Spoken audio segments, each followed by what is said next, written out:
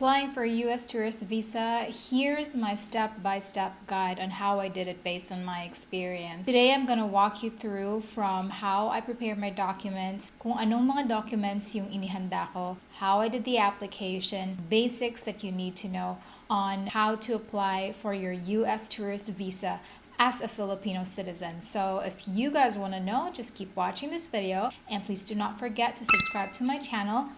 Hit that bell notification button so you will be notified on every video that I post.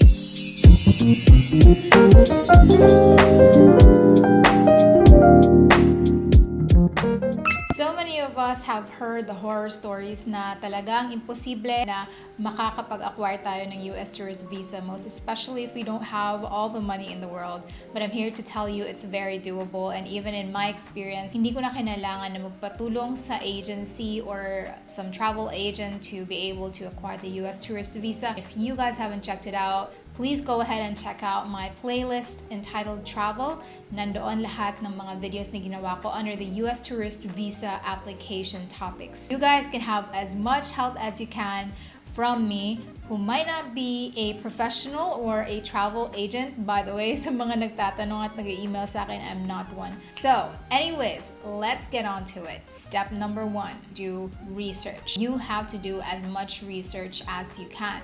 So in my case, ang ginawa ko, I went onto the website of the US Embassy and checked for the requirement list prior to my interview. I will be linking it in the description box below para hindi na kayo mahirapan. Punta lang kayo sa description box and you will see that link I'm talking about. Take note, you are not limited to only preparing those documents. You can prepare as many, as dami as you can.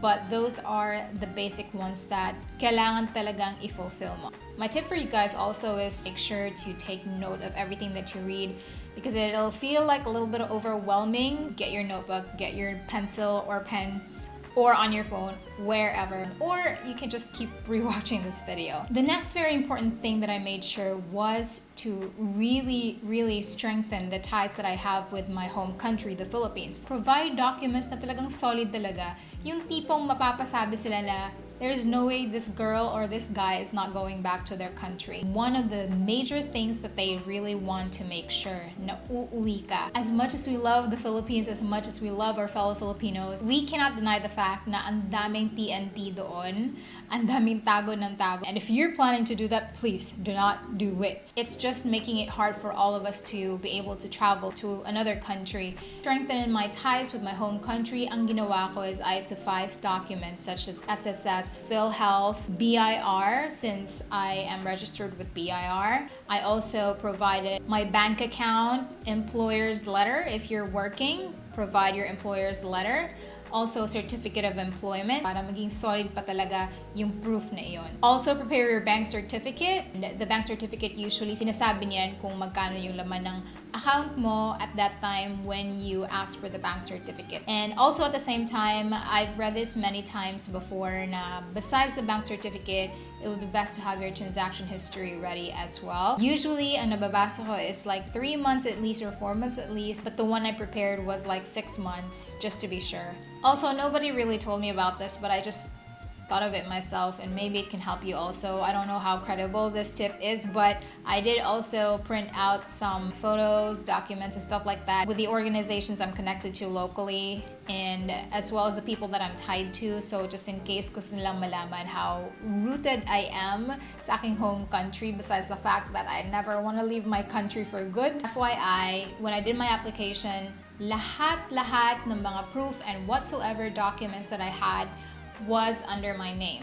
I was not sponsored by my husband. That was what I sufficed them with, and still nakafocus sila sa background ko rather than the background of my husband or his family that we were visiting. So once I had all these documents ready, what I did next was I downloaded the DS-160 form, which you will also find in the link below. I have already sufficed you with that link para hindi na kayo mag-Google pa. Once I downloaded the DS-160 form, I started filling it out. And FYI, you're gonna fill it out online, so no worries. Just as long as you have a well-working internet, you can really do that online. online as well. Everything's pretty convenient now. At this point, let's talk about one of the questions that I get a lot from a lot of you. Is it okay to give a different answer on your DS-160 form even if you intentionally want to go there for this other reason? Please, just be honest in your DS-160 form. Be as detailed as possible. Be as specific as possible.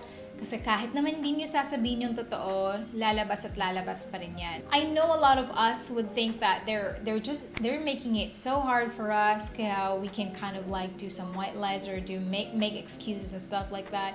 But FYI, first of all, they're just doing their job and they're doing that for the sake of their country. But also, take note, they're also doing this for your sake. That we are safe, that we are secure, that when we go visit their country, we're not gonna cause them trouble and we're not gonna get in trouble as well. So, I encourage every one of you na talagang sagutin ng totohanan yung inyong mga DS-160 form. Huwag kayong mag-lie. Kasi there are cases wherein nakapunta ang isang Filipino citizen sa US to meet their fiancé or their boyfriend, and then pagdating doon, got into trouble. Hindi ko naman sinasabi lahat talaga. Sinasabi ko lang, ngayon pa lang, just be honest already so that they can, keep an eye on you and be able to help you out when you need help when you get in trouble sa ibang bansa.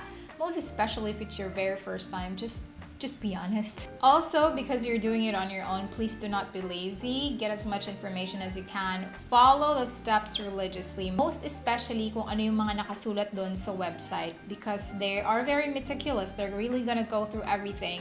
They're going to dissect every angle sa iyong background information. So please make sure that you are ready for that. So by this time, you've already filled out your DS-160 form, right? So ang next na gagawin nyo, they will instruct you actually via email. So make sure to also provide your working and accessible email address para makuha nyo kung ano yung mga upcoming instructions and steps that you need to go through. So once you filled out your DS-160 form, you need to pay for your visa fee, which to date, I'm not 100% sure, but nung time ko, which was last year, 2019, it was $160, $160 US dollars. And that is non-refundable. So whether or not papasa kayo during the interview, you are really gonna have to pay for it.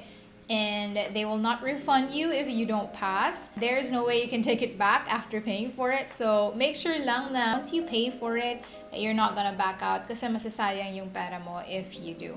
In my case, I paid for it at the Bank of the Philippine Islands or BPI. Kasi yun yung instruction na nakalagay. Pay attention to the details that they will send you through your email. Kasi sasabihin nila, tuturuan ka nila ng mga steps na kailangan mong gawin from that point onwards. Some of you also at this point are also asking and wondering if you can do walk-ins. No, you can't do walk-ins anymore. Alam ko meron yung mga stories before that you have to be there for like 5 a.m. or like 2 a.m. Dun ka na matutulog sa labas ng embassy para maghintay ng turn mo. Those days are gone. So thankfully, now you can schedule your appointments before you travel to Manila for your U.S. tourist visa embassy interview. In my case, after I paid for the U.S. tourist visa fee, they also told me or instructed me on the email to keep a certain receipt that I will be getting after my payment. And also, there's a confirmation sheet or confirmation letter.